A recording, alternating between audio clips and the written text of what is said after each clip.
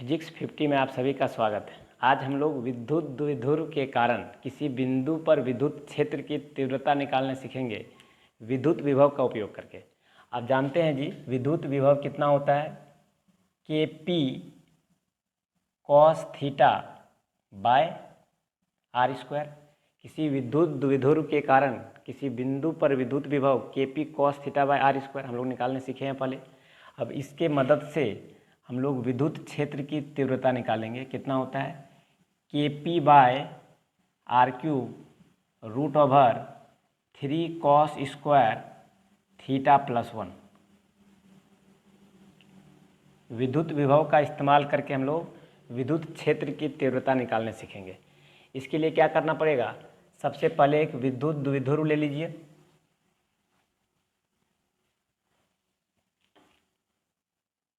विद्युत द्विध्रुव बनाने के लिए जी एक माइनस आवेश लेंगे और एक प्लस आवेश लेंगे, एक ऋण आवेश एक धन आवेश। इसके बीचों बीच क्या होगा, द्विध्रुव का केंद्र होगा, इसको हम लोग ओ ले लेते हैं। अब केंद्र से आर दूरी पर एक पॉइंट पी है जहाँ पे आपको विद्युत क्षेत्र की तीव्रता निकालना है। केंद्र से आर दूरी पर एक पॉइंट पी है जिस पर आपको विद्युत क्षेत्र की तीव्रता निकालना है। इसका नाम दे देते हैं ए बी।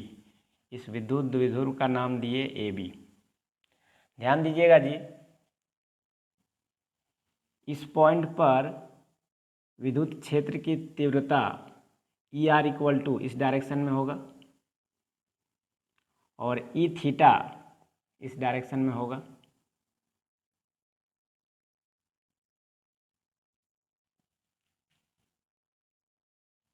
यहाँ पे कुछ एंगल बनेगा, थीटा ले लीजिए इसको।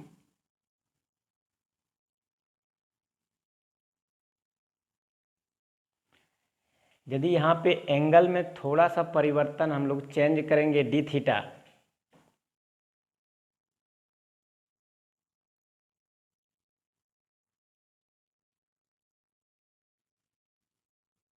तो ओपी के डायरेक्शन में भी थोड़ा सा परिवर्तन होगा। तो ओपी के दिशा में परिवर्तन कितना होगा, ओपी के दिशा में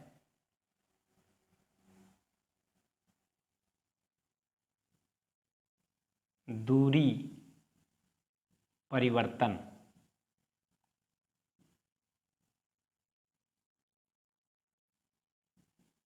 डी आर। यदि यहाँ थोड़ा सा एंगल चेंज करेंगे, ये डी थीटा है आपका, तो ओपी के दिशा में थोड़ा सा दूरी में परिवर्तन होगा डी आर। डी आर क्या है, यहाँ डी आर है आर का छोटा सा पार्ट को हम लोग डी आर बोलते हैं। अब देखिए जी, ओपी के दिशा में दूरी परिवर्तन डी आर हुआ तो ओपी के लंबवत दिशा किधर है, इधर है, इसका नाम दे देते हैं पी क्यू। तो ओपी के लंबवत दिशा में दूरी परिवर्तन कितना होगा, ये पी क्यू होगा। ये पी क्यू कितना होगा, ये पी क्यू आपका कितना होगा, पी क्यू इक्वल टू हो जाएगा, ये एंगल जो है छोटा सा एंगल जो है ये डी थीटा है और ये रेडियस मान लीजिए आर, तो पी क्यू आपका हो जाएगा आर डी थीटा। इसको कैसे समझिएगा, आप जानते हैं थीटा इक्वल टू क्या होता है, आर्क लेंथ बाय रेडियस होता है। थीटा इक्वल टू चाप की लंबाई बटा त्रिज्या। तो यहाँ पे छोटा सा लेंथ जो है पी क्यू, इसको चाप की लंबाई मानिए और इसको त्रिज्या मानिए, तो L इक्वल टू क्या हो जाएगा, theta into R, theta into R, यानी आर थीटा की जगह यहाँ क्या है, छोटा सा एंगल डी थीटा है, तो पी क्यू आपका कितना निकल गया, आर डी थीटा। हम लोग यूज करेंगे डी आर और डी थीटा का विद्युत क्षेत्र की तीव्रता निकालने के लिए, इसलिए यहाँ पे इस्तेमाल हो रहा है आपका डी थीटा और डी आर। अब ध्यान दीजिएगा, विद्युत क्षेत्र की तीव्रता ओपी के डायरेक्शन में ई आर है और ओपी के लंबवत दिशा में क्या है, ई थीटा है। तो जब दोनों को ऐड करेंगे तो क्या निकल जाएगा, कुल विद्युत क्षेत्र की तीव्रता निकल जाएगा ई।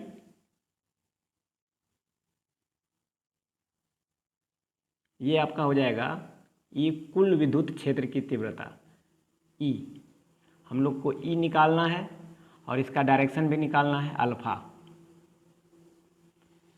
हम लोग जानते हैं जी बिंदु P पर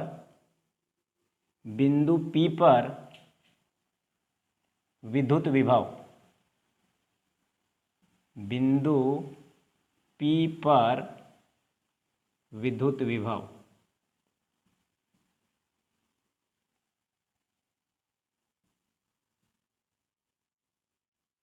कितना होता है, V equal to KP cos theta by R square. किसी विद्युत द्विध्रुव के कारण किसी बिंदु पर विद्युत विभव कितना होता है, KP cos theta by R square. अब हम लोग को बिंदु P पर विद्युत क्षेत्र की तीव्रता निकालना है। बिंदु P पर विद्युत क्षेत्र की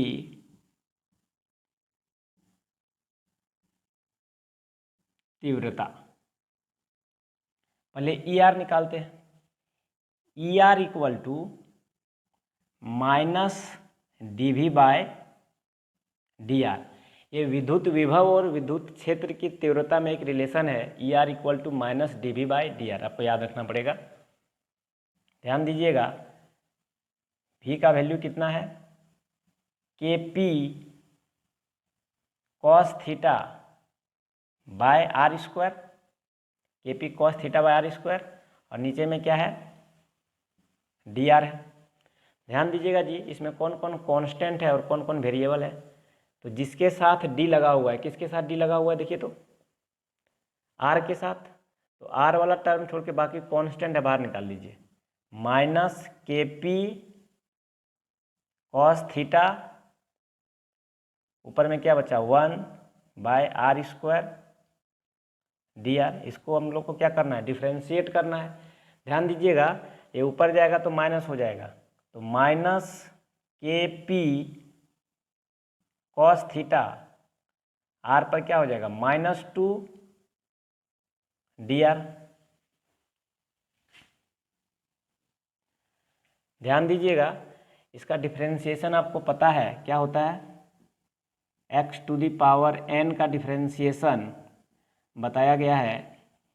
जितना पावर है उसको लिखिए, उसमें से एक पावर को माइनस कर दीजिए, है ना। तो कितना पावर है, -2 है। तो V equal to E R equal to हम लोग का निकल जाएगा -2 KP कॉस थीटा, कितना पावर है जी, -2 लिखिएगा, आर पर -2 -1, जितना पावर था उसको लिख दिए, उसमें से एक पावर को माइनस कर दिए।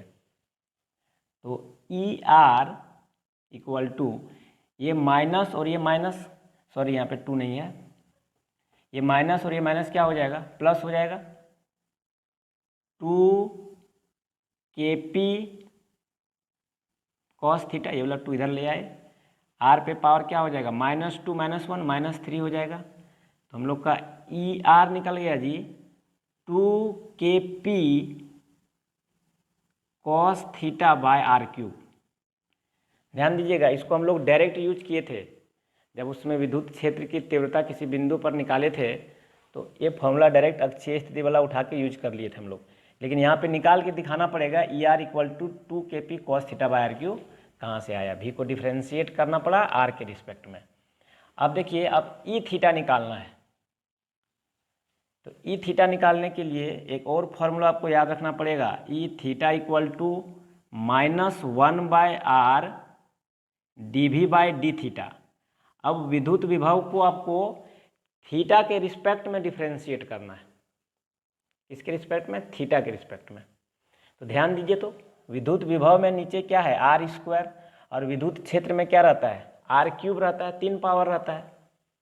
हम लोग डिफ्रेंशिएट कर रहे हैं थीटा के रिस्पेक्ट में, आर में तो कोई परिवर्तन होगा नहीं, इसलिए इस बार 1 बाय आर नीचे रहेगा, आर रहेगा नीचे, ताकि आर पे पावर 1 और आर पे पावर 2 दोनों मिल के कितना हो जाएगा, फिर से आर पे पावर 3 हो जाएगा।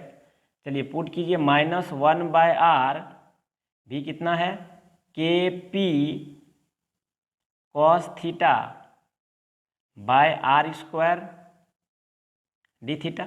हम ये बोल रहे थे कि विद्युत क्षेत्र की तीव्रता में नीचे पावर आर पे 3 होता है और यहाँ पे विद्युत विभव में कितना होता है, 2 होता है। अब देखिए 1 पावर और 2 पावर फिर से 3 हो गया। अब देखिए यहाँ पे थीटा के रिस्पेक्ट में डिफ्रेंशिएट कर रहे हैं, तो बाकी कांस्टेंट होगा कॉस थीटा छोड़ के बाहर निकाल लीजिए, तो माइनस के पी बाय 1 पावर और 2 पावर कितना हो जाएगा, आर पे power 3 differentiation of cos theta with respect to D theta. और सभी लोगों को याद होना चाहिए कॉस थीटा का डिफ्रेंशिएशन क्या होता है जी, माइनस साइन थीटा होता है। ध्यान दीजिएगा जी, माइनस और माइनस क्या हो जाएगा, प्लस हो जाएगा। तो ई थीटा निकल गया आपका K P sine theta by R cube. इसको भी हम लोग डायरेक्ट यूज किए थे, निरक्षीय स्थिति वाला में क्या था, के पी बाय आर क्यू, उसमें साइन थीटा लगा के यूज कर लिए थे। और अक्षीय स्थिति में क्या था, 2 K P by are Q, उसमें कॉस थीटा लगा के यूज किए थे, है ना। हम लोग दोनों निकाल के इसको दिखा दिए, इसके बाद निकालना आसान है। आप जानते हैं वेक्टर से ई आर और ई थीटा आपको पता है, तो ई निकाल लीजिएगा कैसे, ई आर का स्क्वायर प्लस ई थीटा का square plus 2 E R E theta cos theta पे रूट चढ़ा दीजिएगा। चलिए इसका इस्तेमाल हम लोग करेंगे ये वाला और ई थीटा का, और ई फाइंड आउट करेंगे। चलिए नोट कर लीजिए जल्दी से, इधर वाला पोर्शन को मिटाना पड़ेगा। चलिए वीडियो को रोक के आप लोग लिख लीजिएगा।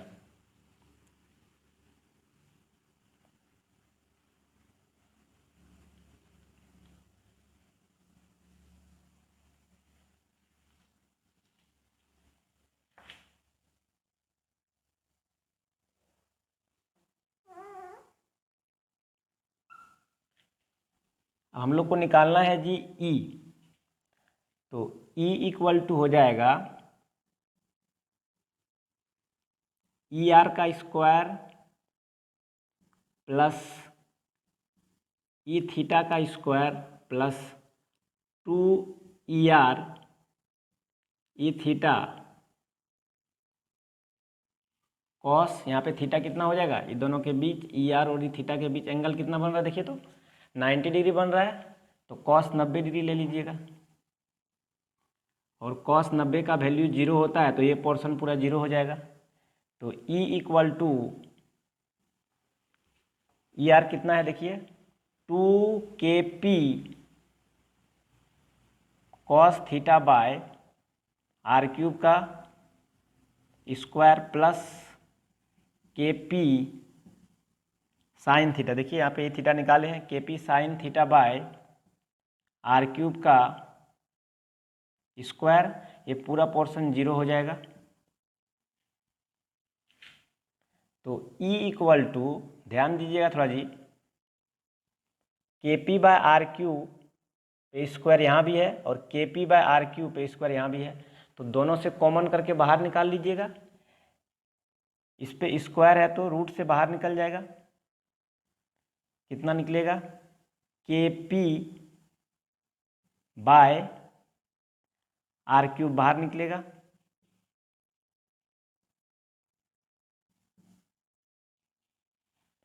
इसके अंदर क्या बचेगा, 2 कॉस थीटा, 2 कॉस थीटा का स्क्वायर प्लस यहाँ क्या बचेगा जी,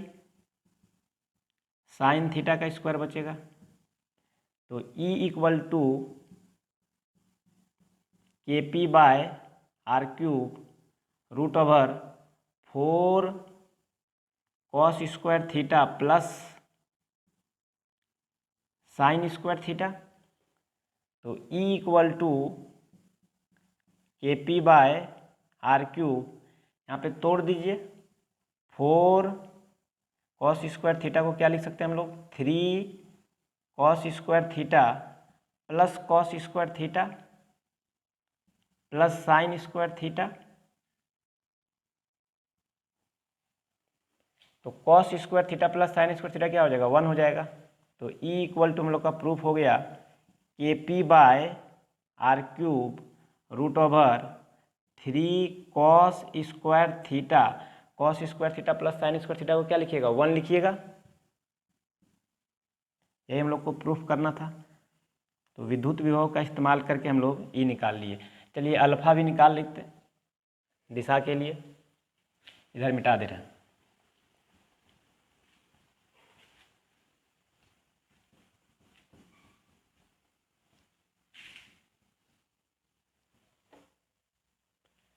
तो अल्फा निकालने के लिए क्या करना पड़ेगा, ये वाला ई थीटा है तो ये वाला भी ई थीटा होगा, और थीटा के सामने यानी अल्फा के सामने वाला क्या होगा, पी, ये क्या होगा, बी। देखिए यहाँ एक समकोण त्रिभुज बन रहा है और अल्फा के सामने वाला को पी बोलते हैं, इसको बी बोलते हैं। तो लगा दीजिए tan alpha equal to p by b. तो tan alpha equal to p कितना है आपका, ई थीटा है, और बी कितना है जी, ई आर है। तो tan alpha equal to E theta हम लोग कितना पुट किए थे, देखिए K P sine theta by R cube. तो K P sine theta by R cube, और ई आर कितना है देखिए, तो 2 K P cos theta by R cube. तो टेन अल्फा इक्वल टू, ये मेन डिवाइड है जी, तो नीचे वाला पलट जाएगा, ये वाला ऊपर चला जाएगा, ये नीचे रहेगा। तो होगा आपका K P sine theta by R cube into R cube by 2 K P cos theta. ध्यान दीजिएगा के पी से के पी कट गया, आर क्यू से आर क्यू कट गया।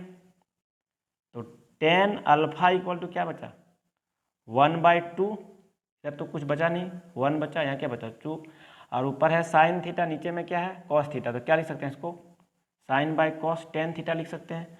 तो हम लोग का अल्फा निकल गया जी, इधर आएगा तो क्या हो जाएगा, टेन इनवर्स 1/2 टेन थीटा।